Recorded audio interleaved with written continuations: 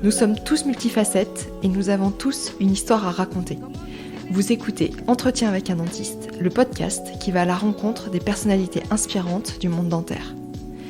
Je vous propose de venir avec moi écouter des personnalités engagées, passionnées, dont le parcours est surprenant ou atypique.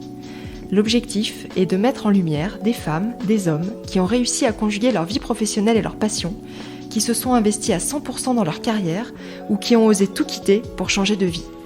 Dans une société de plus en plus digitalisée où la cadence s'accélère de façon vertigineuse, questionner les différents regards, prendre le temps d'écouter l'autre nous donne des clés pour mieux se comprendre. Je suis Florence Etcheverry, chirurgien dentiste et ici votre hôte. Nous venons tout juste de commencer 2022, pour beaucoup c'est le moment de faire le bilan de l'année passée et de lister ses projets pour celle à venir.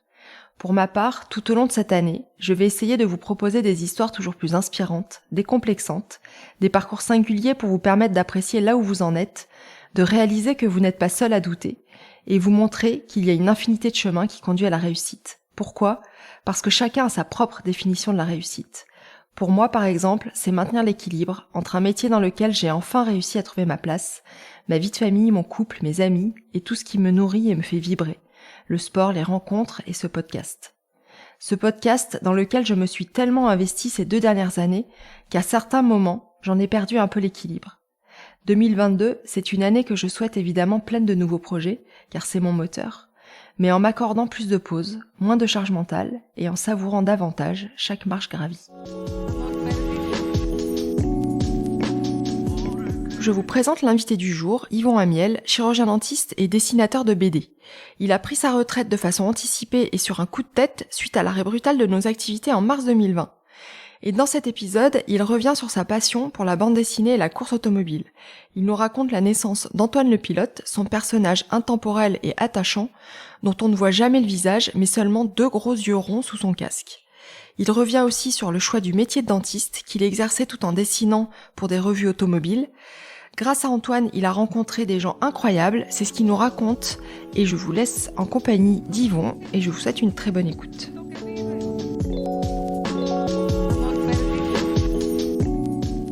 Bonjour Yvon. Bonjour Florence. Comment vas-tu ?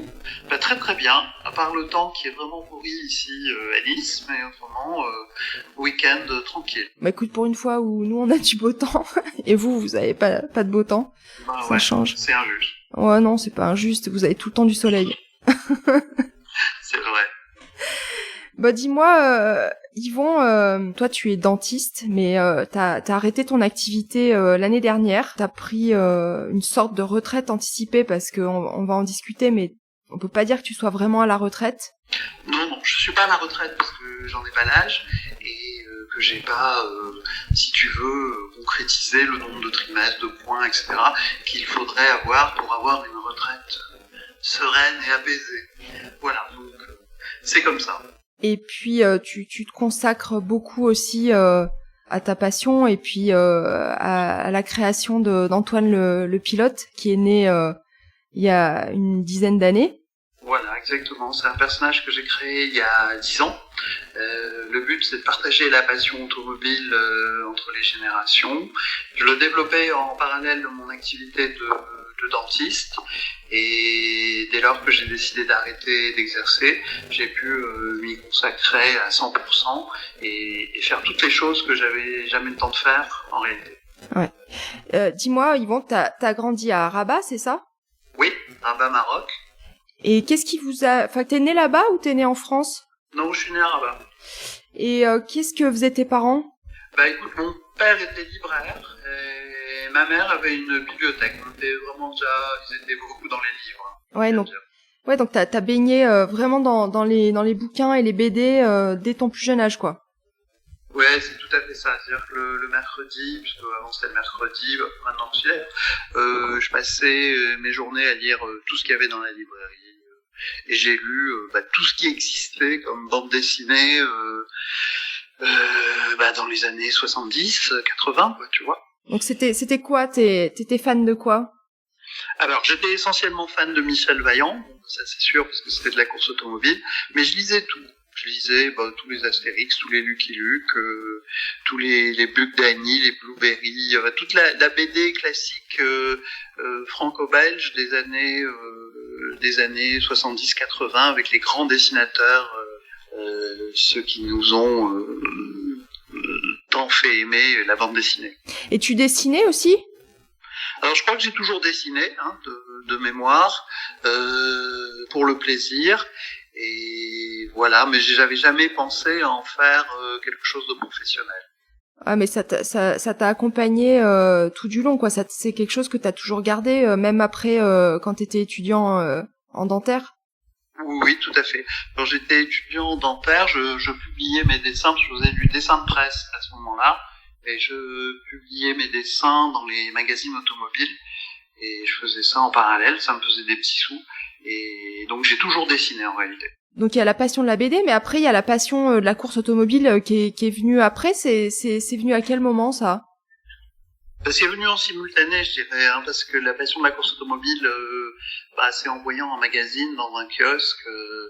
Voilà, j'étais fasciné par la couverture, une Formule 1, et j'ai demandé à mon père de me l'acheter. Et puis c'est parti de là. J'ai pu décrocher. J'étais passionné.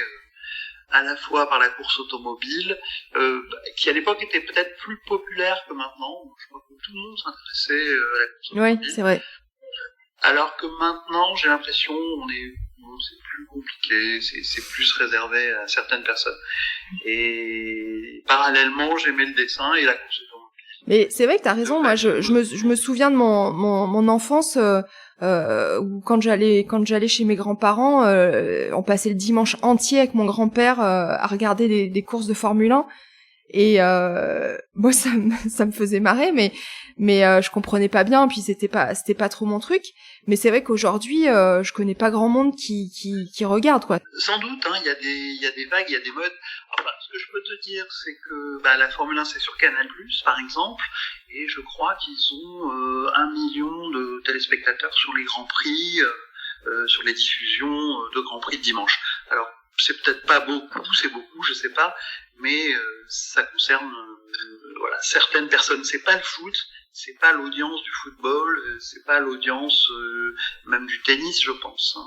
Mais la Formule 1, on dit beaucoup qu'elle a été aussi repopularisée par Netflix, qui a fait une série qui a rendu un peu les choses plus accessibles, et beaucoup de personnes se sont réintéressées à la Formule 1 grâce à Netflix. Ouais, tu l'as regardé toi cette série ? Oui. Alors c'est une série de vulgarisation un peu, ça simplifie un peu les choses.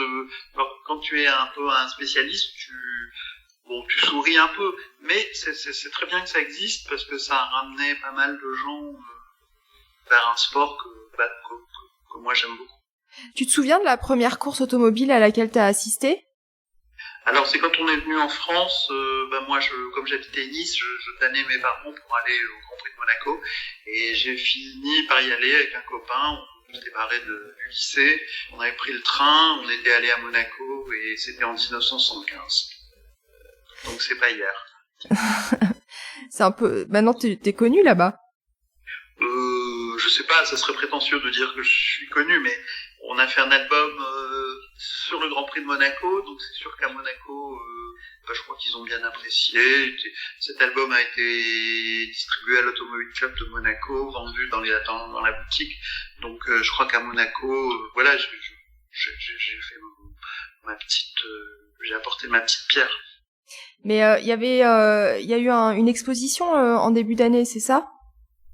Oui, on a eu une expo qui a commencé il y a 1 an pratiquement, en décembre 2020, et elle est encore c'est une expo qui se tient à la collection de voitures du Prince, c'est-à-dire que à Monaco il y a ce qu'on peut appeler un musée en fait du Prince Albert, dans lequel il expose toutes les voitures dont il est le propriétaire, des voitures de course, des voitures anciennes. Et j'ai eu la chance de pouvoir exposer dans ce musée pendant quelques mois. Et là, actuellement, j'ai encore un petit corner Antoine le Pilote, avec quelques statues, quelques dessins qui sont exposés dans ce musée. Ouais.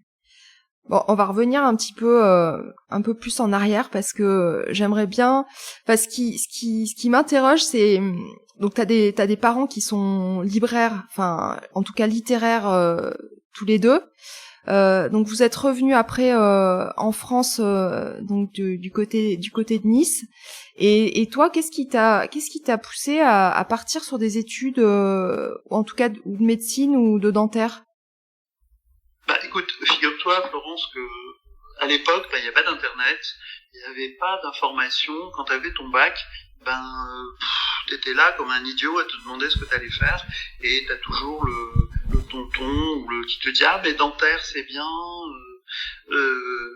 puisque tu veux dessiner, tu pourras dessiner des dents 3 jours, voilà, tu pourras dessiner des dents, mais aussi tu pourras être dentiste et travailler 3 jours si tu as envie. Ah ouais, tiens, je me suis dit ça c'est cool, je pourrais travailler 3 jours et dessiner le reste du temps. Et donc je suis parti dans ces études dentaires comme ça, de façon complètement, on va dire, inopinée, hein, sans avoir une vraie volonté ou une vraie passion au départ pour la dentisterie. Hein, mais je ne sais pas s'il y a beaucoup d'étudiants dentaires qui sont passionnés au départ. Hein. Peut-être qu'ils le deviennent après. Ouais, de toute façon, la configuration des études comme on l'a connu faisait que souvent, quand même, le choix, le premier choix était plutôt orienté vers médecine. Pas pour moi, parce que ah ouais, quand j'ai fait le PCEM, que t'as dû faire aussi. Oui. Oui. Hein, j'étais pris en médecine et j'ai pas fait dentiste par défaut. Hein, j'ai vraiment cliqué dentaire. Ouais. Pour pas faire des études longues, et puis je me voyais pas médecin. Donc toi, ton cahier des charges, c'était d'avoir un métier stable, qui puisse... bon, le côté manuel, je pense que c'était quand même quelque chose qui te plaisait. Ouais. En fait, je sais pas si je suis vraiment manuel, tu sais. J'en suis pas certain, mais parce que dessiner c'est une chose, être adroit de ses mains, c'est légèrement différent. Et finalement, donc une fois que t'es rentré en dentaire, t'as tes années d'études, t'en as pensé quoi? Bah, écoute, moi j'étais content de faire ces études-là. J'ai fait donc mes études dentaires à Nice, et bah écoute, c'était des études comme je les imaginais, assez cool. Et ensuite j'ai pu trouver un endroit où travailler assez facilement. C'était bien dans l'optique de ce que j'avais imaginé avant de le faire. Et t'étais comment comme étudiant? T'étais plutôt, t'étais très sérieux, très assidu. Tu bossais beaucoup. C'était plutôt la BD qui passait avant, et puis. Bon, je pense que je faisais. Non, j'étais pas un étudiant super, comment dire, passionné. Hein. Je faisais ce qu'il fallait faire. Ma passion, c'était la course automobile et le dessin. Hein. Ouais. Faut être clair. J'allais pas me coucher le soir avec sur ma table de nuit des livres, tu vois, avec des livres parlant de dentisterie, quoi. Ouais. Et donc parce que là donc on parle de tes études, mais finalement avant ça, plus jeune, je crois que c'était à 17 ans, t'as été approché par la revue Auto Hebdo, et t'as commencé à publier déjà des dessins en fait. C'est ça. Oui, j'ai commencé à publier, mais en fait j'avais fait la tournée des rédactions à Paris avec un oncle qui me manageait un petit peu à l'époque. J'avais 16-17 ans, et on avait approché un peu toutes les rédactions avec mon cahier de dessin sous le bras.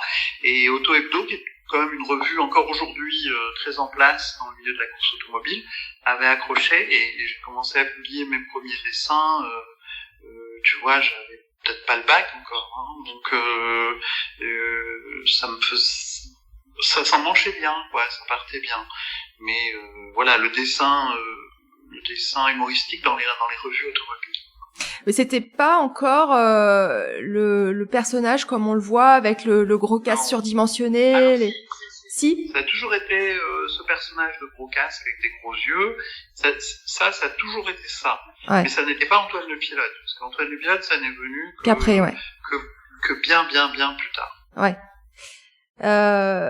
Donc après, tu t'es installé à Cannes. Voilà, j'ai trouvé une collaboration à Cannes avec un dentiste qui était plus âgé que moi et qui m'a embauché, et cette collaboration s'est transformée en association. J'ai pas beaucoup navigué, hein. J'ai fait d'autres cabinets en simultané, mais j'ai toujours travaillé au même endroit finalement. Et quand il a pris sa retraite, je me suis retrouvé tout seul dans le cabinet à Cannes à exercer. Et t'avais quoi comme exercice omnipratique? Omnipratique. Donc moi, j'étais pas dans la génération où on nous apprenait à faire des implants. Donc en fait, je me suis pas lancé dans les implants. Malheureusement, j'ai un peu regretté qu'on n'ait pas eu cette formation, et je sous-traitais mes implants à un copain, et je faisais en fait la prothèse sur implant. Et autrement, pour le reste, je dirais que j'étais un dentiste peut-être à l'ancienne, dans ce sens où je soignais les gens, tu vois. Et j'ai un peu l'impression que ça s'est perdu. Je soignais les gens, c'est-à-dire que je pouvais aussi bien faire un composite, quelque chose de très basique, si c'était la demande. Ouais, tu t'adaptais. Enfin, c'était vraiment la notion de service, quoi, qui te préoccupait. Ouais. C'était pas le business dentaire, en fait. Je crois que je suis jamais rentré dans le business dentaire tel que j'ai l'impression que je le vois un peu maintenant. Ben, il y a le côté business, et puis il y a le côté entre guillemets excellence, tu vois, d'être aussi le meilleur dans son domaine et de montrer des beaux cas, quoi. Oui. Ça m'est. J'ai jamais recherché ça. Ouais. Parce que j'ai mon excellence, j'essayais de la trouver ailleurs, en fait. Ouais. Et j'ai recherché à être à l'écoute des gens. J'ai plus, je pense, après je pense que c'est la perception que les gens doivent avoir de moi, c'est que j'essayais plus d'être à l'écoute des gens, d'être humain, que d'être le supra-dentiste qui fait des conférences pour expliquer à quel point il est brillant. Et tu prenais plaisir à bosser? Oui, je pense que quand je réalisais quelque chose de beau, j'en étais content. Et tu travaillais déjà 3 jours dès le début, ou c'est à plus tard? J'ai travaillé 3 jours et demi. Je travaille 3 jours aussi. Ah, voilà. Depuis le podcast. D'accord. Mais c'est plus courant chez les femmes, j'ai l'impression, de travailler 3 jours. Hein. Chez les hommes, c'est plus... C'est en train de devenir quand même, je trouve. Hein. Mais après, c'est pareil, tout dépend de la configuration de vie. C'est ce qu'on est en train de dire, en fait. C'est qu'il y a des gens qui sont vraiment passionnés par leur métier, qui prend presque toute la place. Et donc là... mais je pense que même quelqu'un de passionné... tu vois, je pense que être conférencier, faire de la formation, c'est aussi une façon de entre guillemets s'échapper un peu du cabinet, parce que les journées où on est au fauteuil, c'est des journées qui sont extrêmement fatigantes, et il y a une tension nerveuse qui est importante.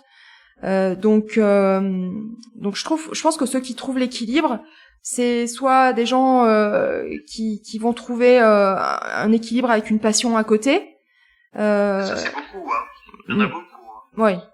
Mais je pense que c'est vraiment important, parce qu'il faut aussi, quand on est au fauteuil avec les gens, il faut être disponible, il faut être à l'écoute, il faut essayer de rester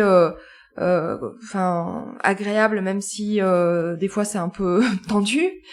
Et je pense que si t'as la tête dans la bouche des gens 24 heures sur 24, je pense qu'à un moment donné tu supportes plus, quoi.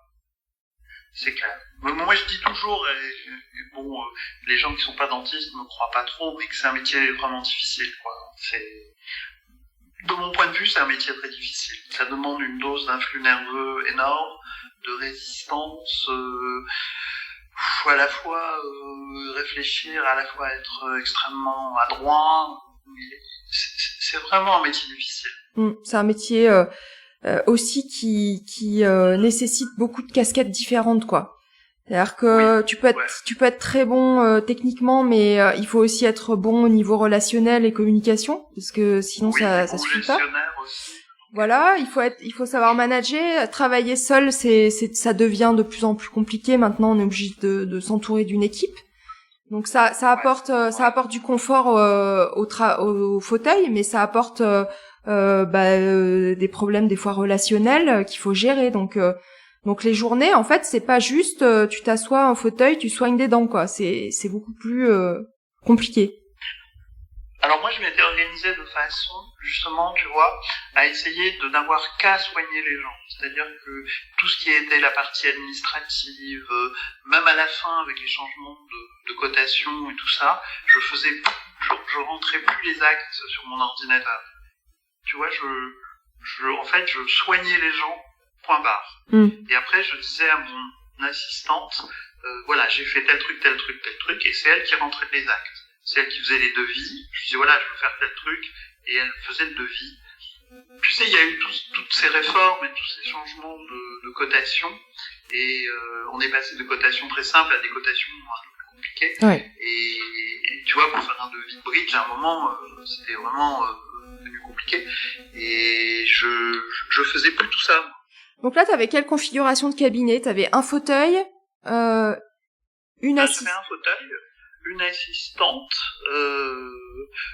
Après, je pouvais être aidé au fauteuil dans certains cas, mais dans l'essentiel du temps, je travaillais tout seul au fauteuil. Et ouais, parce que elle gérait tout l'administratif, les règlements, la stérilisation. Ouais, oui, voilà, c'était plus une aide dans tout ce qui est hors fauteuil, en fait, que je ne faisais pas.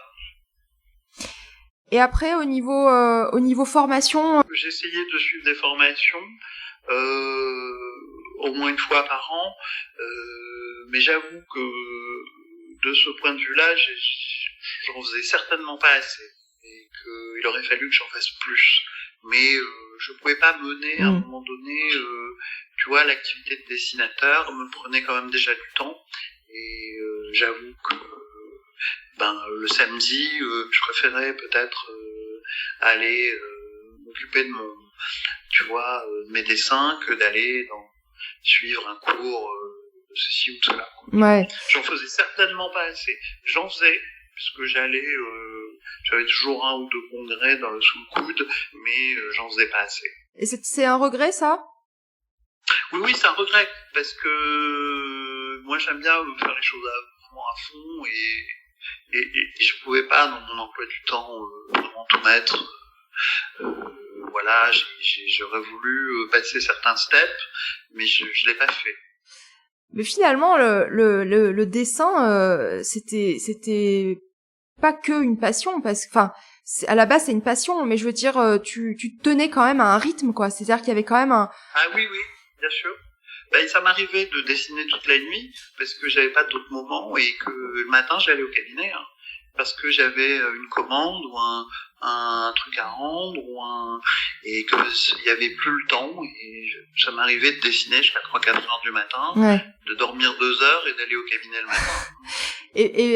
Et finalement, est-ce que c'était aussi une source de revenus, ou c'était vraiment le cabinet ta source de revenus principale? Non, ça a toujours été une source de revenus, c'est clair. Et tu dégageais un salaire mensuel avec les dessins? Tu sais, c'est comme la dentisterie, t'as pas de salaire mensuel, mais t'as des revenus. Oui, mais je veux dire, c'était régulier, c'est ça que je voulais dire, en fait. Oui, c'était plus ou moins régulier, voilà. Si tu veux, je complétais mon chiffre d'affaires de cabinet par mon chiffre d'affaires de dessinateur. D'ailleurs, j'avais 2 lignes sur ma déclaration d'impôt. D'accord. Et ça représente quoi, à peu près? Ça représentait, je sais pas, 25% de mon chiffre d'affaires du cabinet, un truc comme ça. Ouais.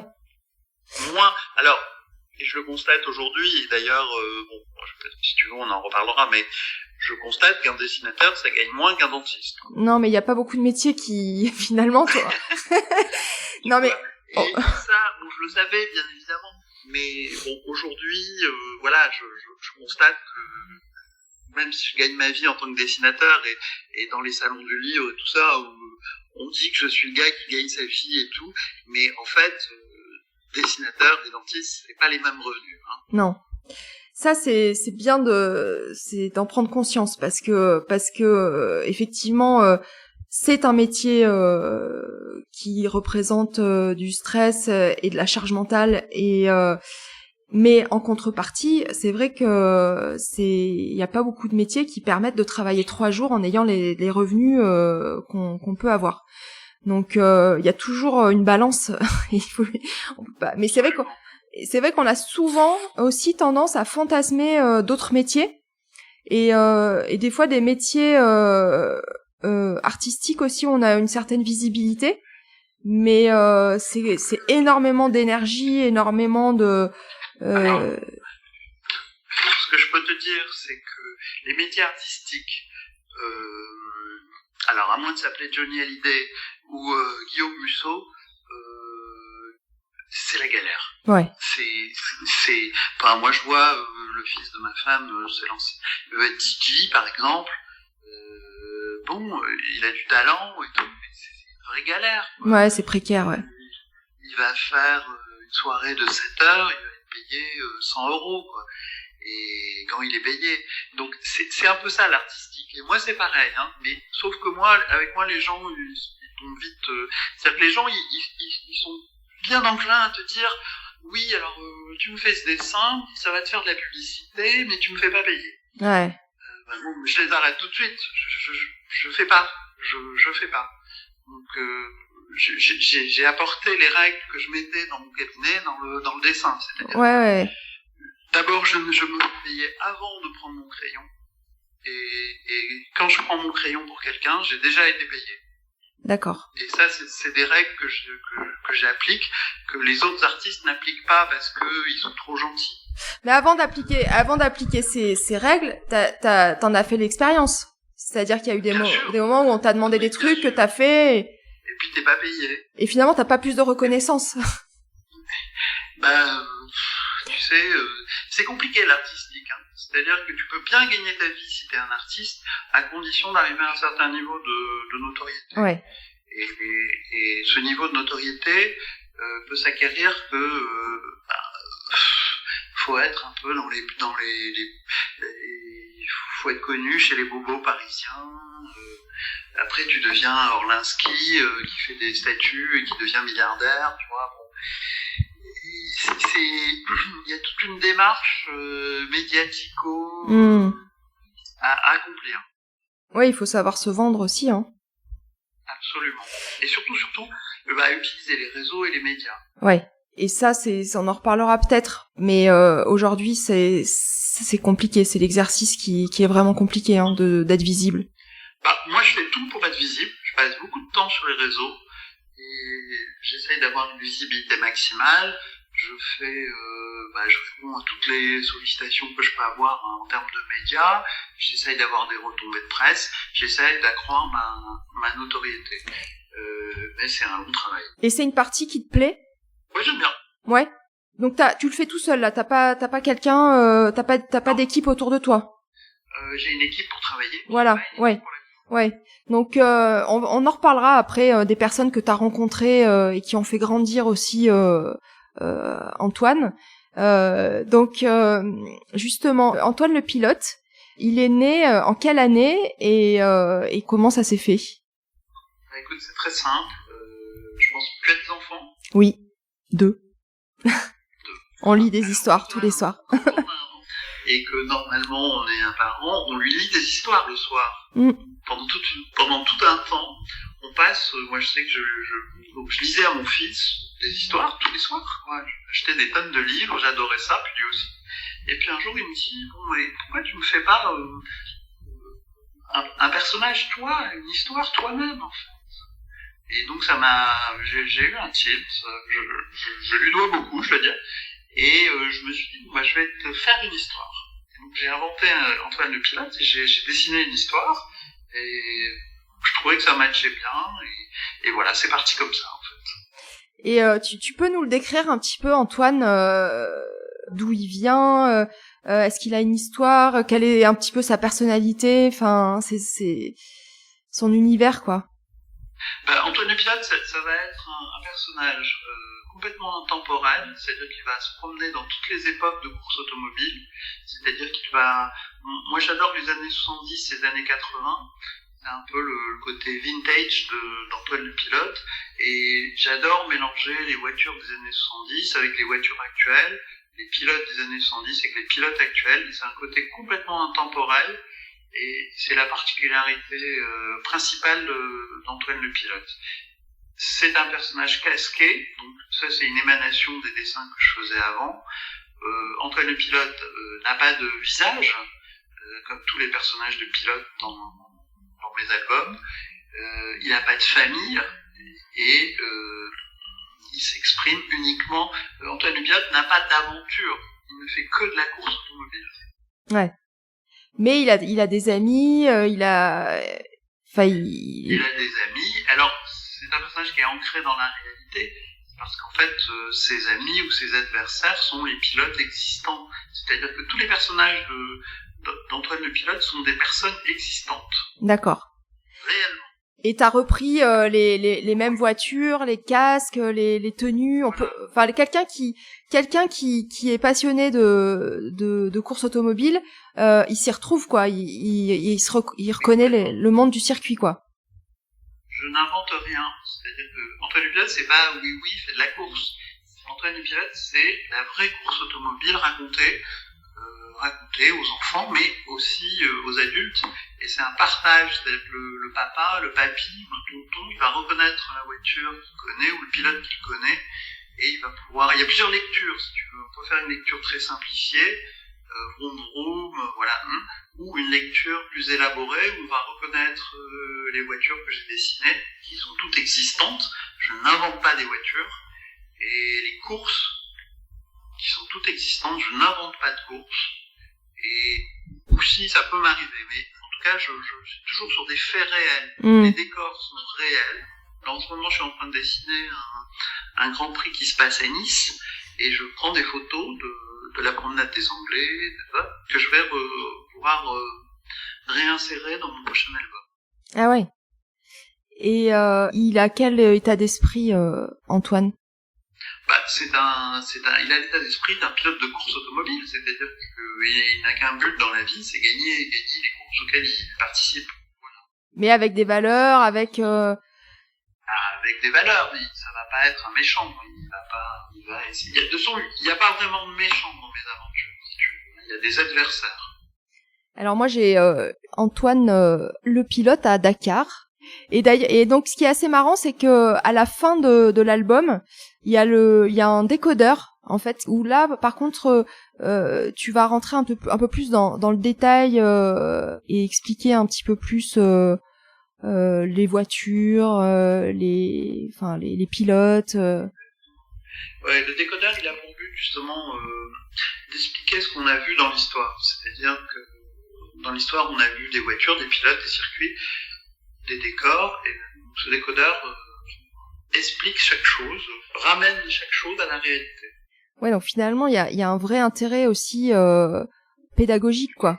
Ouais. Oui, pédagogique, tout à fait, oui.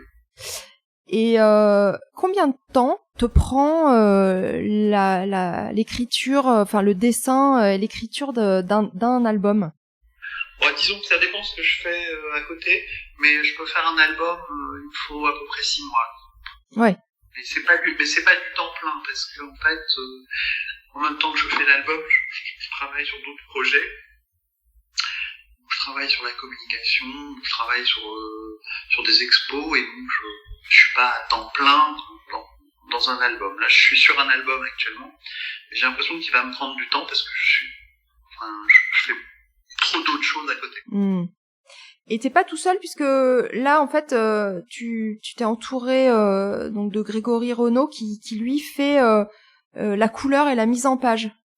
C'est ça. Donc en fait au début je coloriais moi-même les dessins avec de l'aquarelle. Bon, c'est sympa parce que c'est une couleur naturelle, mais en fait ça me prenait trop de temps. Et maintenant j'ai simplifié la question. Quand j'ai fait un dessin, je le fais très classiquement sur une feuille avec un crayon et voilà. J'ai pas de palette graphique, des choses comme ça. Je scanne mon dessin et lui ensuite avec Photoshop met les couleurs. D'accord. Ouais, donc toi ton outil de travail c'est un papier et un crayon. Un crayon et ensuite des stylos, de l'encre. Je suis pas passé à la palette graphique. Je le ferai peut-être un jour. qui permet de dessiner directement sur ton ordinateur. C'est juste un logiciel à charger sur un iPad. Ouais, j'aime bien c'est comme les livres et les gens qui lisent sur des tablettes. Moi, j'aime bien le contact du papier, du crayon. Les odeurs, Comme j'aime bien aller acheter un livre et pas l'avoir sur mon iPad, tu vois. Ouais. Et donc toutes les parties, parce que tu vas avoir donc le côté créatif, le côté où tu vas commencer à chercher des idées, à t'informer sur la course. Bon, ça, tu dois être déjà, ça doit pas te demander beaucoup d'efforts et de travail, hein, mais tout le côté recherche, là tu me disais que t'allais, il y a de la recherche. Voilà, tout ce travail-là. Ensuite, t'as tout le côté créatif. Après, tu vas avoir la publication. Enfin, t'as une maison d'édition, donc tu lui envoies la maquette. Ouais, j'envoie le PDF complet de l'album, une fois qu'il a été fait. Enfin, d'abord convenir avec la maison d'édition qu'elle soit intéressée à tel ou tel album. Et une fois que l'album est fait, j'envoie le PDF qui comprend les images et les textes du futur album. Mais effectivement, il y a un gros travail de recherche que je fais sur ordinateur essentiellement, où j'appelle des gens, par exemple, mon dernier album c'était le Tour de France automobile, j'ai appelé des gens qui ont vraiment fait le Tour de France automobile. Ah ouais. Ouais, tu fais un vrai travail d'investigation, un vrai travail journalistique, quoi. Oui. Ah oui, il y a beaucoup de recherches, parce que pour être ancré dans la réalité, il faut connaître la réalité. Donc, je suis obligé de rechercher. J'avais fait sur le Tour de France automobile, par exemple, j'avais fait un appel sur Facebook et j'avais demandé des docs d'époque et des articles d'époque, et il y a des gens très sympas qui répondent instantanément, et j'avais reçu par mail tout un tas d'articles d'époque avec les étapes, les chronos, les participants, les photos d'époque, etc. Et je reçois, quand je fais un appel comme ça, je reçois pas mal de docs, et c'est très très utile. Et toutes les parties te plaisent, ou il y en a qui te sont pour toi un peu plus rébarbatives? Non, j'aime tout. Non, moi j'aime tout dans ce job. Autant des fois en dentisterie je galérais, il y avait des choses que j'aimais pas. Autant là. Comme quoi, par exemple? Dans la dentisterie. Ouais. Quand tu te casses le bol à faire une endo sur une tissette où t'as aucun accès et que t'arrives pas à atteindre l'apex, ou que tu vois, et que tu galères, ou qu'il y a un canal que tu ne trouves pas, tu vois, ce genre de truc très frustrant. L'endo revient souvent quand même, hein. L'endo revient souvent, un apex à extraire récalcitrant que t'as peur d'envoyer dans le sinus, tu vois, le genre de galère, je pense qu'on a tous eu, et où tu transpires ouais. Où tu vois l'heure qui passe. Le patient en dessous qui s'impatiente. Tu vois, il y a des grosses galères en dentisterie, hein. Ouais. Il y a des situations qu'on a tous connues et qui le soir, quand tu rentres, t'es lessivé, quoi. Donc ça, j'ai pas, dans le dessin, j'ai pas de situation de galère. Je n'ai que du bonheur, et c'est vrai que c'est très différent. Et puis toutes les rencontres, parce que c'est vrai qu'on fait un métier où on peut pas dire qu'on est, des fois on parle d'isolement, ce qui peut paraître assez paradoxal pour des gens de l'extérieur, parce que finalement on voit plus des fois 10, 15, 20 patients par jour, donc on peut pas dire qu'on soit isolé dans un bureau fermé. Mais c'est un isolement plutôt psychologique, quoi, parce que le patient, même si on entretient des bonnes relations avec, qu'on est ouvert, qu'on discute et qu'on apprend au fil des années à les connaître, on est quand même dans une relation qui est pas une relation, je sais pas comment la définir, mais on n'est pas vraiment. Prévention mutuelle. On n'est pas égalité, et puis il y a tous ces enjeux liés à l'argent, à la peur, à la douleur, quoi. Exactement. Mais pour ça, je dirais, moi, la période un peu agréable, c'était, il faut être deux dans un cabinet. C'est-à-dire que lorsque tu as un associé, je sais pas si tu as un associé. Oui, j'en ai un, c'est mon mari. Et puis. Ton mari, bon, alors par définition, tu dois bien t'entendre avec lui. Donc, on essaye. Quand t'as un associé, bah, tu vois, entre deux patients, tu discutes, tu vois, là, je viens de faire un truc, t'as fait ça, montre-moi, tu vois, et c'est un petit côté émulation, compréhension mutuelle. Puis moi j'étais plus jeune au début que mon associé, donc je lui demandais beaucoup de conseils, parce qu'en plus je considérais qu'il était quand même assez brillant, etc. Et j'aimais bien cette période, si tu veux. Après, la période où je me suis retrouvé tout seul parce qu'il a pris sa retraite, bon, c'est moins cool, quoi. Et t'as pas cherché à prendre des collaborateurs ou un associé? Non. Si, je l'ai fait une fois, mais j'ai été refroidi, je dois dire. Bon, à un moment, j'ai voulu prendre quelqu'un pour pouvoir travailler encore moins de temps, etc. Mais c'était catastrophique et j'ai pas insisté dans ce registre. Ouais, t'as pas réitéré. Non, j'ai pas réitéré. Du coup, j'ai pris une podologue qui était qui faisait podologue dans mon cabinet. Et puis voilà. Ok, ouais, mais vous pouviez pas trop discuter, c'est un peu éloigné quand même, les dents des pieds. Un petit peu, ouais.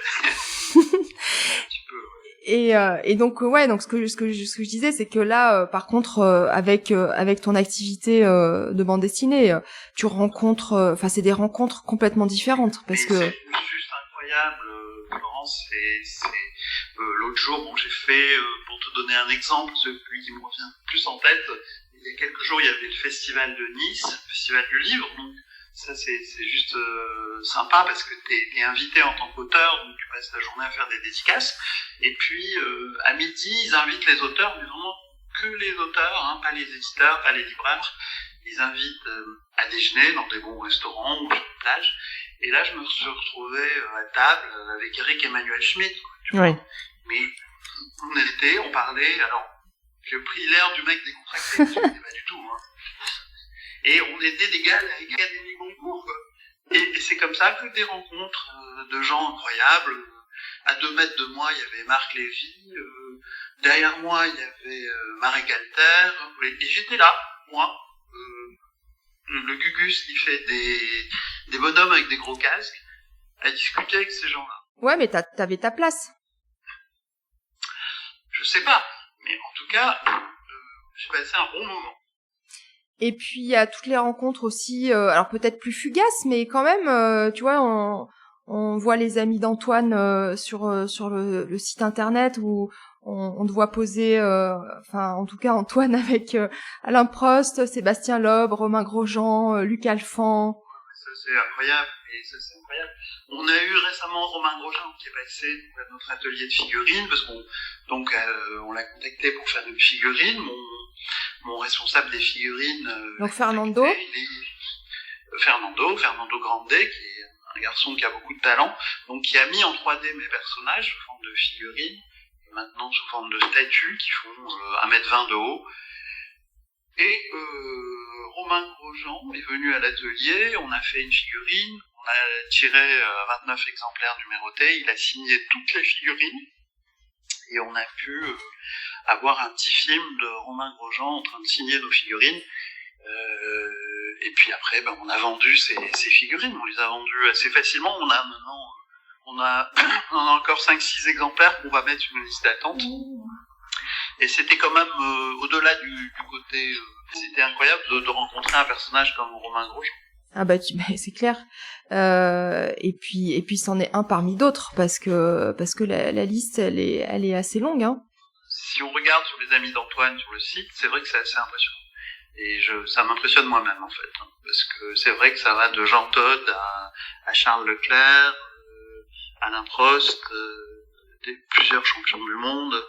Et c'est vrai que finalement, quand tu fais cette activité-là, les gens te font un bon accueil, tu vois, ils sont spontanément gentils et ils sont spontanément enclins à regarder ce que tu fais et à apprécier ce que tu fais. Et donc en fait les figurines dont on parle, ça a débuté Fernando Grandet c'est lui qui t'a contacté pour te proposer en fait de modéliser des figurines à partir de tes dessins. C'est exactement ça, c'est lui qui m'a contacté. Il avait vu mes dessins dans Toekdo, etc. Et lui étant maquettiste ou modéliste de profession, il m'a proposé d'en faire des personnages en 3 dimensions. Et on a pu lancer, alors ça c'était un peu dans les années 2000, on a lancé une gamme, après on a eu une interruption, et on a relancé là, depuis 2017-2018, toute une gamme de figurines. Alors on est toujours à court de stock, et à court de... il n'arrive pas à produire suffisamment par rapport à la demande qu'on pourrait avoir, mais autrement... Après, c'est ce qui fait aussi peut-être la rareté du produit et c'est des collectionneurs surtout. Quelle est la demande? Ouais. C'est des collectionneurs. Il faut savoir qu'en course automobile, il y a des passionnés, il y a des gens qui ont des pièces entières de leur appartement ou de leur maison qui sont dédiées à la course automobile et dans lesquelles ils peuvent exposer des tableaux, toute leur collection de bouquins, de miniatures, de figurines, et donc on est passé également aux statues. Les statues, pour l'instant, c'est 1,20 m de haut, mais je désespère pas d'en faire 2-3 mètres, bientôt. Et ça, les statues, c'est aussi un produit qui plaît beaucoup, parce qu'on arrive à vendre ces pièces qui sont quand même chères, et on a une vraie demande là-dessus. Demande par exemple, ça peut être quoi? Ça peut être des villes, ça peut être... Ah non, c'est des passionnés. Ouais, mais tu vois, des fois, tu vois des ronds-points. Moi, en Auvergne, il y a un rond-point avec un Goldorak qui fait, je sais pas combien, 3 mètres de haut, peut-être. C'est génial. Tu vois, d'habitude, c'est des ronds-points, c'est un peu triste. Et là, j'adore passer devant. C'est super. À chaque fois, on a l'impression d'être dans un film, quoi.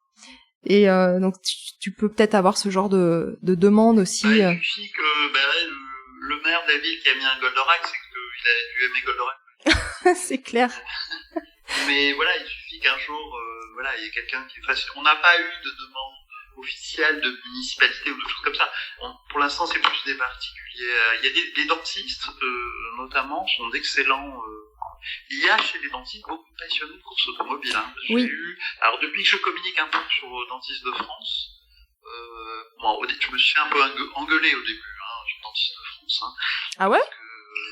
Mais oui, parce que en fait, il y a certaines personnes qui considéraient que c'était pas un site où on devait parler autre chose que de dents, tu vois. Ouais. Donc moi j'arrivais avec mes trucs, ça faisait un peu comme et je me suis fait un peu engueuler. Mais après, j'ai eu plus de gens qui m'ont soutenu que de gens qui m'ont engueulé. Et ce qui fait que maintenant, j'arrive à aller sur DDF de façon plus tranquille. Ouais. Qui sait, par exemple, t'as des noms de dentistes passionnés de Formule 1 que je pourrais connaître, peut-être? Ah bah là, comme ça, je retrouve. Et puis, je sais pas si je peux citer leur nom, comme ça. Il faudrait que je vois s'ils sont d'accord. Mais je sais que j'en ai beaucoup qui m'ont acheté... beaucoup de tableaux pour soit pour chez eux, soit pour les salles d'attente, soit pour leur cabinet. J'en ai qui m'ont acheté des statues. Ouais. Vraiment notable d'acheter une statue. Le prix d'une statue, par exemple, une statue, c'est aux environs de 5 000 €. Ouais. Donc c'est vraiment une œuvre d'art, quoi. Là, c'est vraiment... faut considérer que tu fais un achat passion, mais aussi un placement dans quelque chose qui peut devenir un objet de valeur. Oui. Parce que c'est pareil, on en fait très peu. On en fait vraiment très peu, et donc dans l'année, on arrive à en produire peut-être entre 15 et 20, tu vois. Ah oui. Plus. Et d'ailleurs, on a un confrère qui est, alors c'est pas vraiment c'est de la course automobile, mais pas Formule 1, qui est champion du monde de drift. Tu connais peut-être? Alors c'est autre chose le drift, c'est une autre catégorie de la course automobile. C'est autre chose, mais quand même. On a un métier qui est riche, qui s'appelle Nicolas Delorme. Enfin voilà. Je connais pas. C'est une catégorie à part. C'est pas de la course le drift, c'est plus un show, quoi. Ouais, c'est ça. Ouais, c'est des glissades. Voilà. Mais c'est vrai qu'on en était surtout sur les rencontres parce que je pense que ça fait partie des choses qui nous animent le plus, quoi, dans une vie, quoi. Oui. C'est. Oui. D'ailleurs, sur le plan rencontre, l'activité de dessinateur, c'est vraiment le top. Franchement, C'est le top parce que quand tu es auteur ou dessinateur, tu fais des salons du livre aussi. Et ça, bon, avec le Covid, il y a eu toute une année où il n'y en a pas eu. Et là, avec la reprise, j'ai pu constater que on faisait beaucoup de rencontres et de gens vraiment intéressants. Puis tu vas à la rencontre des lecteurs aussi, c'est pas dénué d'intérêt que les gens te disent pourquoi ils aiment ce que tu fais. Et des fois, c'est complètement surprenant, tu vois. Ils ont remarqué un truc que toi, t'as même pas vu. Où ils te disent, ben non, mais moi, j'aime bien ça. Et toi, c'est pas ton... Tu vois, tu l'as même pas fait exprès, quoi. Ouais. Oui, ça peut être inspirant. Ça peut être... complètement. Ouais. Ça fait un retour, quoi, si tu veux. C'est un retour. Et puis, bon, les rencontres en général. Quand j'ai rencontré mon éditrice de Giletta, la directrice Valérie Castera, c'est quand même une personne assez, charismatique. Tu vois, au début, je voulais absolument qu'elle me prenne. J'étais comme tu vois, je postulais pour rentrer dans cette maison d'édition. Voilà, je donnais le meilleur de moi-même, quoi, tu vois. Et donc, comme ça, tu fais des rencontres. J'ai rencontré aussi la directrice de la collection du Prince, qui s'appelle aussi Valérie Closier, et qui est aussi une personne incroyable, animée d'une passion incroyable. Et faire une expo à la collection du Prince de Monaco, avoir le Prince qui vienne, tu vois. Sa Sérénissime Majesté. Non, c'est pas comme ça? Ouais. Altesse. Non. C'est un truc. SAS. Oui, c'est ça. Altesse Sérénissime. Oui. Et c'est un truc que t'imagines même pas, en fait, que ça puisse arriver, et ça arrive. Mais c'est aussi parce que j'ai pu, avoir du temps de libre, pour faire tout ça, que je pouvais pas faire quand j'étais dentiste, tu vois, ça. Je me disais, tiens, si je pouvais faire ça, ça serait top et tout. Mais non, là, j'ai rendez-vous, j'ai une endo à faire. Ouais. Je pouvais pas. Ouais, puis finalement, ce que tu me disais un peu, c'est que t'avais aussi peut-être un peu de culpabilité à pas te donner à fond dans ton métier. Aussi, oui, c'est ça. Et puis après, je vois bien que aussi les choses évoluent, les choses changent. Maintenant, il y a de nouvelles techniques. Je m'en voulais de prendre des empreintes à l'alginate, tu vois, alors que je pouvais prendre... que maintenant, on peut prendre des empreintes numériques pour faire des stylites ou faire toutes sortes de choses.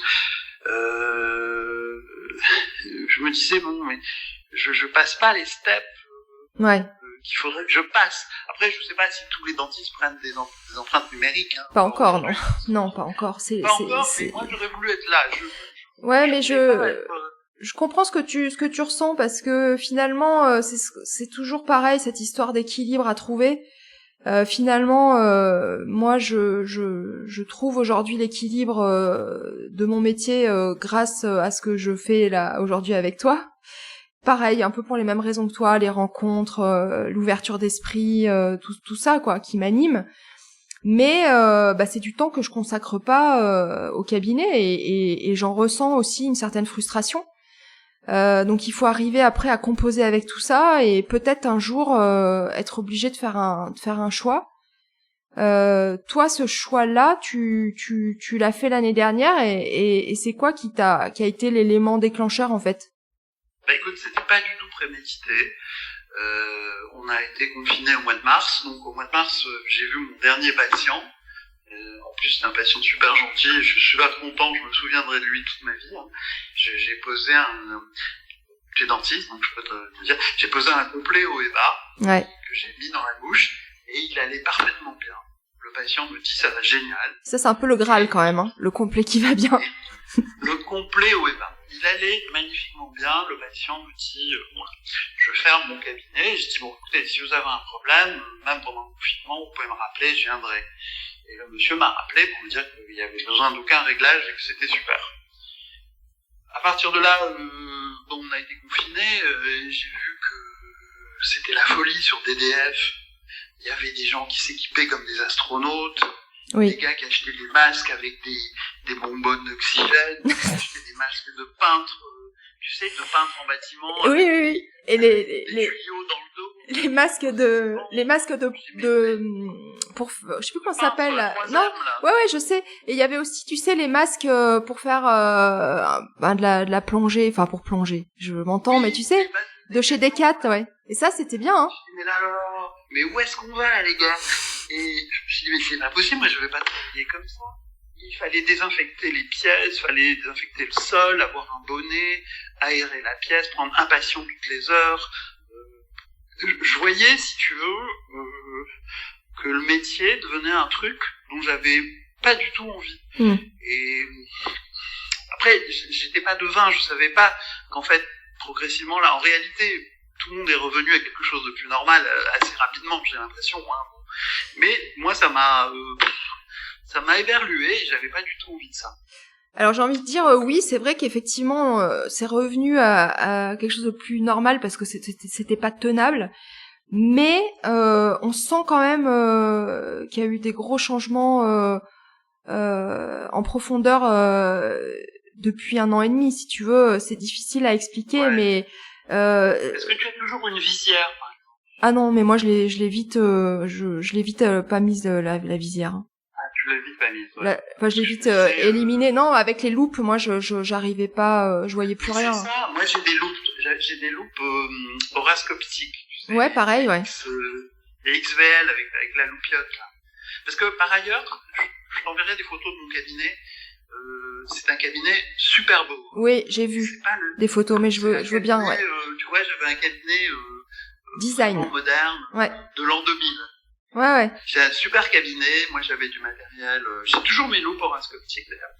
Et je me voyais pas avec une visière, mes loupes, le masque, l'autre qui veut mettre un truc de Buzz l'éclair sur la figure, tu vois. Et donc ça m'a éberlu. Ouais, et puis bon, ça a été 2 mois, enfin il y a eu une prise de conscience aussi. On a fait un arrêt, tout s'est stoppé. Tu poses beaucoup de questions sur ton avenir, sur ce que tu veux plus. Tu rajoutes à ça, Florence, les changements de cotation, ouais. les tarifs imposés. J'ai vu, bon, moi quand j'ai fait mon dernier complet, je l'ai vendu à un prix normal de complet. Donc je sais que maintenant, je crois que les complets c'est divisé par 2, quoi. Ouais. Donc après, je sais qu'il y a des arrangements, il y a des voies parallèles pour pouvoir compenser un peu tout ça. Mais tu vois, bon, rajoute à ça le fait qu'il fallait intégrer de nouvelles tarifications, nouvelles codifications. Tout ça, c'est un peu accumulé dans ma tête. Ouais, c'était la goutte d'eau, ouais. Et petit à petit, je me suis dit que pour autant, je pouvais très bien m'arrêter. Donc t'as fait un calcul, comment t'as fait, ça a été un coup de tête ou ça a été quand même un coup de tête mesuré? Non, c'était complètement kamikaze. D'accord. Je suis hystérique de faire ça parce que j'avais pas une thune d'avance. J'avais pas du tout d'argent pour me permettre ce genre de choses et a posteriori, je me dis que j'étais un peu barjot. Donc en fait, ce que j'ai fait, c'est que non, j'ai pas dormi une nuit ou deux, et puis après, je suis levé un matin et c'était comme une évidence.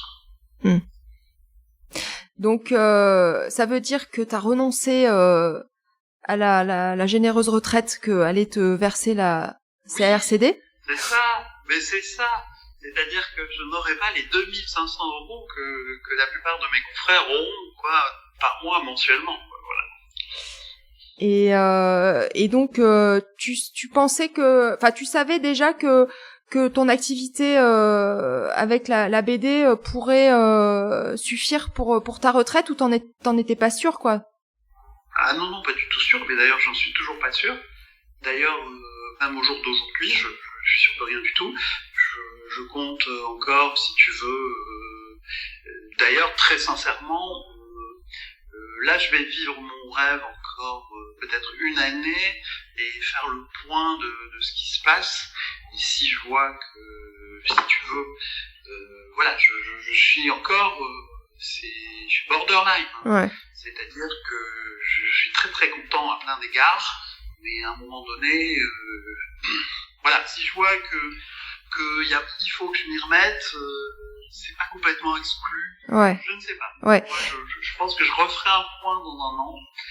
Et dans un an, je me dirais, bon, t'as vécu ton rêve, maintenant, il va falloir payer les études, il va falloir... Oui, parce que t'as combien d'enfants? Non, j'en ai qu'un seul. T'as un enfant et il a quel âge? Bah là, il est en terminale. Ouais, donc après, il va passer... il sait ce qu'il veut faire? Voilà, c'est ça. Bah lui, il est passionné de course automobile. D'accord, c'est bizarre. Ça n'est pas dû à moi, c'est vraiment sa passion, mais encore plus que moi. Et lui, donc, il voudrait travailler dans une écurie, être ingénieur, quelque chose comme ça. Donc, on ne sait pas ce qu'il va faire l'année prochaine, dans quelle école il pourra rentrer, ce que ça coûtera, etc., etc. Donc, tout ça seront des problèmes que je vais me reposer dans un an. Mmh. Et s'il faut retravailler, voilà, peut-être que je le ferai. Parce que là, t'as quel âge, Yvon? Ben là, j'ai 60 ans. Question complètement administrative. Enfin, je veux dire, si tu reprends une activité, tu repars au niveau des points pour la retraite, tu repars au même point? Non, je pense pas. Enfin, j'en sais rien en réalité. Tu sais pas combien de temps il aurait fallu que tu travailles de plus? Bah, il aurait fallu que je travaille jusqu'à 65 pour avoir quelque chose de concevable. Et je crois que c'est vrai pour toi aussi. Alors moi, je crois que c'est 67. Je me sens. Alors, 67, c'est le taux plein. Ah oui. C'est-à-dire, si tu peux aller jusqu'à 67, effectivement, c'est là que tu auras la meilleure retraite avec tous tes points, tous tes trimestres, et tu auras une formidable retraite que je t'ai indiquée. Mais moi, je m'étais dit 65, c'est concevable pour arriver à quelque chose de correct. Mais voilà, donc il va me manquer 5-6 années d'exercice, quoi. Et là, t'as vendu les locaux, t'étais propriétaire. Voilà, donc en fait, ce que j'ai fait, c'est que j'ai vendu ma clientèle très peu cher, hein, tu sais, c'était vraiment un petit billet de rien du tout. J'ai vendu ma clientèle à une jeune consoeur qui m'a demandé, et j'ai vendu mon matériel à un copain, c'est-à-dire que mon fauteuil, je peux aller le voir, il est en fonction à Cannes, il est tout beau, et ensuite, j'ai transformé mon appartement en appartement d'habitation et je l'ai vendu. Ok. Et c'est assez rare aujourd'hui de pouvoir revendre la patientèle. Ça veut dire qu'à Cannes, il y a vous êtes nombreux et qu'il y avait... Ouais. À Cannes, le contexte médical est peut-être l'inverse de ce que toi tu dois ressentir. Oui. C'est-à-dire qu'il y a une surpopulation médicale. Ouais. Non, nous, c'est complètement l'inverse. Hein. C'est... Nous, si tu viens à Cannes, tu vises ta plaque, t'as 0 patient. Et justement, qu'est-ce que ça t'a fait de dévisser ta plaque? Je l'ai pas dévissé, elle est toujours là-bas. Ah ouais? Il y a juste écrit que le cabinet était transféré. C'était une plaque commune, donc j'ai pas pu la dévisser. Mais ce que ça m'a fait de plus... déjà l'appartement, je l'ai transformé en appartement d'habitation, donc ça m'a fait... C'est quand même assez bizarre. Et puis ça a été par palier. Hein. Voilà. Oui, ça fait forcément quelque chose. Hein. C'est énorme, hein, même. Ouais, on peut s'imaginer que c'est un vrai... ça peut être à la fois un soulagement. Au début, je me voyais avec des aides dans le dos. Ouais. Je marchais à 1 mètre du sol. Et en même temps, et tes patients, tu les as informés? Comment tu t'y es pris? C'était à l'arrache, hein, vu que j'avais pas du tout prémédité. Je pense que beaucoup m'en ont voulu. Hein. J'ai l'impression, parce que ça, je l'ai su par la jeune dentiste à qui j'ai transféré elle est venue avec sa clé USB, elle a téléchargé tout le logiciel Julie avec tous les patients qu'il y avait. Après, elle a vraiment bossé le truc, elle a fait un courrier à chaque patient, tout le monde a été informé en réalité, et je crois qu'ils m'en ont voulu quand même. Hein. Mais ce que je disais, c'est de leur dire que c'était pas du tout prémédité. Bah bien sûr. C'est pas quelque chose que j'avais prévu. Et tu t'as recroisé des patients? Ouais, j'en ai recroisé. Certains ont été très sympas, certains me faisaient un peu la gueule. Ça leur passera. Ouais, voilà. Il commence à m'oublier. Là, il m'oublie, je pense. Ouais, après, t'as pas été le seul avoir cette démarche-là, hein, parce que par rapport à tout ce que tu disais, nous dans notre région, il y en a eu plusieurs dentistes qui étaient pas encore à l'âge de la retraite et qui ont arrêté pour les raisons que tu as évoquées, c'est-à-dire ah oui, alors en dentisterie et puis aussi en médecine, mais qui se sont retrouvés dans ce constat de se dire de pas avoir envie de s'adapter encore à un nouveau changement, quoi. C'est vrai que pour notre part la CCAM, ça a été déjà dur à avaler, quoi, donc ouais, énorme, hein. Je n'entends plus trop parler, mais quand t'es en milieu de carrière comme moi, tu te poses pas trop la question parce que de toute façon tu t'adaptes, même si c'est un peu difficile.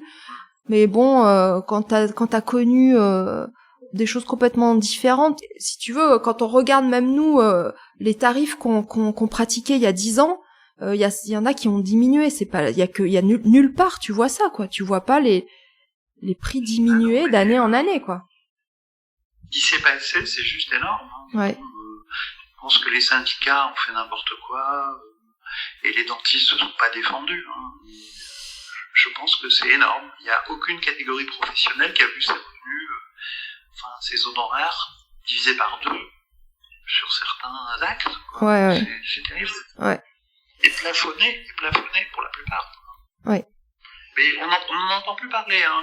Quand je regarde sur DDF, personne ne râle de rien. C'est que vous vous êtes accommodés. Non, mais c'est vrai qu'on est docile, je pense. Complètement, ouais, je pense. Donc l'idée de peut-être revenir à ton métier dans quelques temps, ça se ferait dans quelles conditions, quoi? Tu vois, tu resterais sur Cannes ou tu penses pas trop pour l'instant, quoi? Tu sais que c'est possible. Il y a un truc qui me plairait assez. Et ça, je lance un petit appel aux gens qui pourraient écouter ce podcast. J'aimerais beaucoup faire du diagnostic radio, en fait, dans un cabinet de radiologie exclusive dentaire. Et ça me plairait bien. Alors là, tu lèves un truc où je me dis ça. Il y a des cabinets dentaires où ils font que de la radio. Ben oui. Ah ouais. Ça chez toi? Non, nous on a des cabinets de radiologie qui font. Bon, nous on a généraliste, ouais, d'accord. Généraliste, ouais, mais pas dentaire, ouais. Dans le sud, il y a des cabinets de radiologie dentaire. Ah ouais. C'est-à-dire qu'ils sont équipés de matériel, de scanners, de code BIM et de toutes sortes d'examens radiologiques que n'ont pas les cabinets standards ou que n'ont pas les cabinets de radiologie généralistes. Et donc, ils font du diagnostic dentaire. Bon, ça, c'est un registre que j'aimerais bien parce que ça me permettrait de pas perdre mon savoir et de rester dans quelque chose, tu vois, qui serait assez libre finalement. Ouais, puis à côté peut-être plus intellectuel. Là, tu fais pas d'acte technique, mais. Ouais, c'est ça. Et puis plutôt une activité salariée que repartir sur du libéral, quoi. Tu repartirais pas sur une création. Non, absolument pas. Non, attention, quand je dis attention, d'abord, c'est pas sûr. Non, mais oui. Ça, c'est vraiment pour un mi-temps, si je vois qu'il est nécessaire pour moi d'avoir un complément de revenu. Hein. Ouais.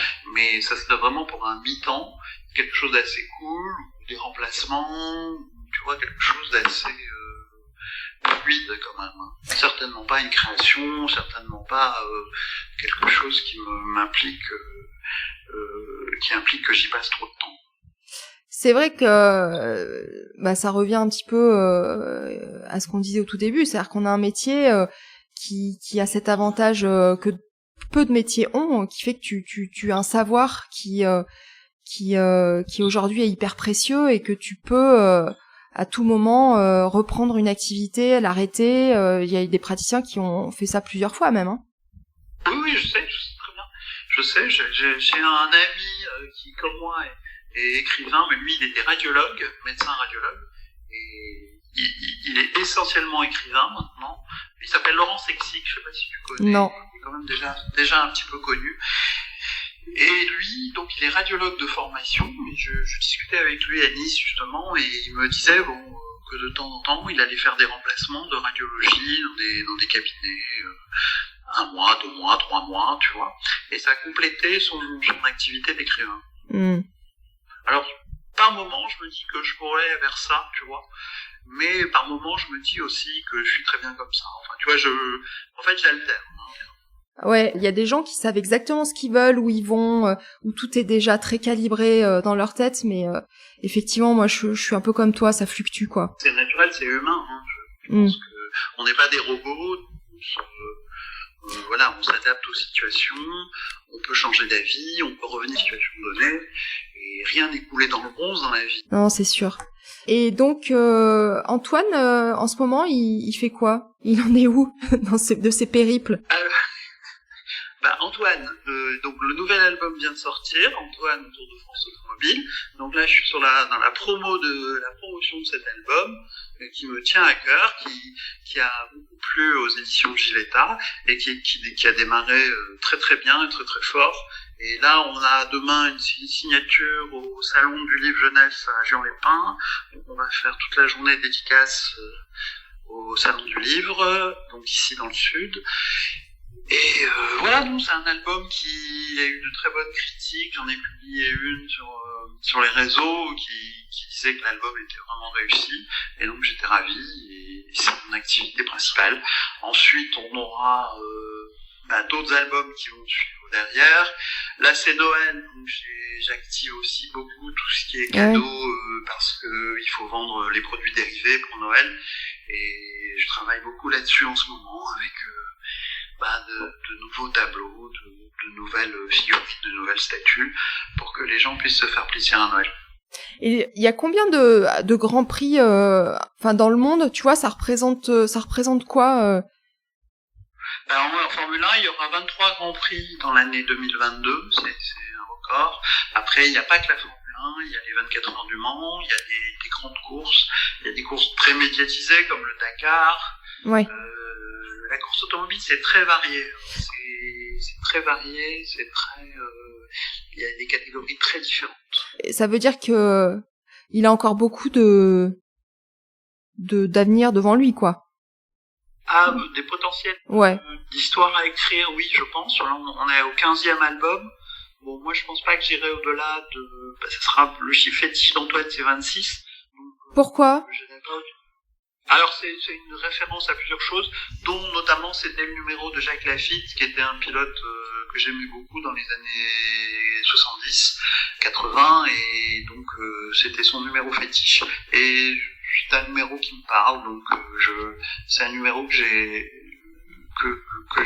utilisé. Les figurines sont numérotées à 26 exemplaires numérotés. Les albums, je pense que j'irai jusqu'au numéro 26. Enfin voilà. Oui, donc t'as déjà une deadline et ça sera la fin. Enfin, je veux dire, c'est parce que après tu veux arrêter de dessiner, ou c'est que t'auras d'autres projets, tu arrêteras l'histoire. Tu sais pas. On n'y est pas, mais non, je sais pas. Déjà, je pense que dessinateur, ça peut pas se faire au-delà d'un certain âge non plus. Si tu veux, je sais pas si on peut encore être dentiste à 70 ans ou si on peut encore dessiner à 70 ans. Dans les 10 années à venir, voilà, c'est une petite projection. C'est des métiers qui se limitent forcément par l'âge aussi. Et toi, t'as quel rapport par rapport à ça, justement, par rapport au temps qui passe et par rapport à l'âge? Parce que en fait, le temps passe et autour de nous, on est toujours le jeune ou le vieux de quelqu'un, mais nous intérieurement, on se voit pas vraiment vieillir, quoi, si ce n'est quand on se regarde, mais on reste toujours. Ce que je peux te dire, c'est que ça passe très vite. C'est-à-dire que moi, je suis passé de 30 ans à 60 ans, et ça m'a paru être un claquement de doigts. Moi, à 60 ans, je vis comme je vivais à 30 ans.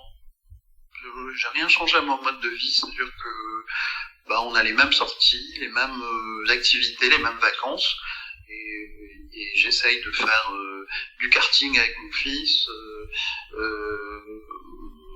Tu vois, je lâche rien en tout cas. Hein. Mais il est clair que on n'est pas à 60 ans comme à 30, et que le temps passe vite et que les choses changent malgré tout. Hein. Voilà. Après, j'imagine même pas ce qu'il y a après. Après, je pense que la vieillesse, c'est un naufrage.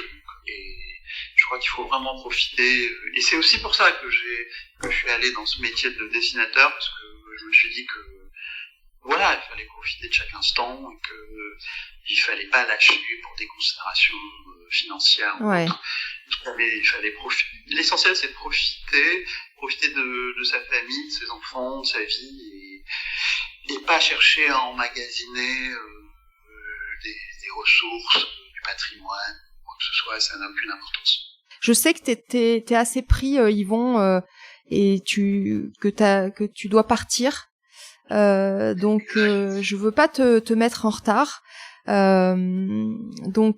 Écoute, moi je suis ravie d'avoir eu cet échange avec toi, et c'est, tu vois, encore une fois une belle rencontre. Je pense plaisir partagé. C'est une belle ouverture d'esprit et une belle discussion. Bonne journée et merci à toi.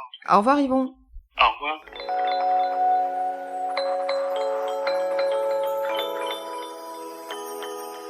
Vous venez d'écouter Entretien avec un dentiste. Je suis Florence Etcheverry, chirurgien dentiste et productrice de ce podcast. Vous pouvez retrouver toutes les références de cet épisode sur le site d'Entretien avec un dentiste. Pauline Bussy du son libre était au montage, le générique Soul Blue Tango est de Monica. Entretien avec un dentiste, c'est un vendredi sur 2 sur votre plateforme d'écoute préférée. Apple Podcast, Spotify, Deezer, Podcast Addict. Vous pouvez me laisser des étoiles, des commentaires et surtout en parler tout autour de vous. Et si vous voulez me parler de votre histoire, contactez-moi sur entretienavecundentiste@gmail.com. Je vous lirai et je vous répondrai.